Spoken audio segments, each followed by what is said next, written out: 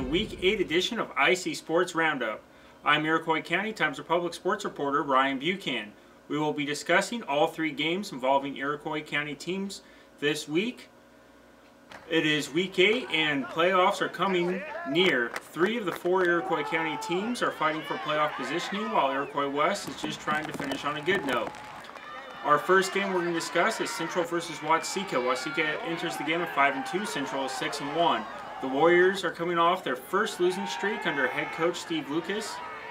The Warriors have not lost back-to-back games since Lucas took over last season. Let's hear what Central head coach Brian Spooner has to say about taking on the Warriors in this Sangamon Valley Conference matchup. Well, that's a huge Iroquois County battle. We both had really good seasons and beat some good teams, and I think we're pretty evenly matched as far as the game goes. So, I think the biggest question mark is going to be, well, the team that makes the least amount of mistakes is probably going to come out on top, and that starts with, for us, it'll start with defense to make sure that we don't allow Austin Blair to run all over the place. The Warriors won last year 12-7 in Watseka. This game will be in Clifton. Head coach Steve Lucas, after last week's loss, discussed his upcoming game against Central. Here's what he had to say. Another brutal team, but we'll go over there and compete just like we did tonight. Try to find a couple answers for a few spots that we might be light now, because we got a linebacker out with an ankle and a corner out probably for the rest of the year with an ankle, so I don't know. The Warriors won their 5th game by holding DeAndre Wright to 68 yards rushing. Since then, they gave up over 240 yards in their last 2 games. They face another tough running back in Logan Giggle, who is a power back like the Warriors have struggled with the last 2 weeks. We'll see how they do. But next up, we're going to talk about St. Thomas More versus Iroquois West.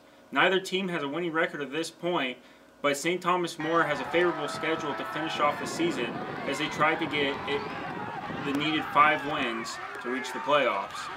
Here's what head coach of the Raiders said. We finished up with St. Thomas More and Watseka. Watseka is a big rivalry game, so we'll be looking forward to that. St. Thomas More we got this week plays great defense and ball control offense, and we got a game plan. We're getting ready to go play. This game will be in Gilman for the Raiders senior night. Iroquois West finishes the season next week at Watseka. We will finish the show by discussing Milford against Oakwood. This will be Milford's final game of the season. Their Week 9 matchup is canceled. Milford will likely need a win to get in the playoffs. Let's hear what head coach Nate Albaugh has to say about this game. Well, it's an exciting time because it's really like early playoff time for us. We got to win it, we believe, in order to get into the playoffs. We know that if we were to lose, there's still a chance, though the odds are low just with the playoff points. So it has become a playoff atmosphere for us, which I think has helped us in practice. The kids are practicing hard.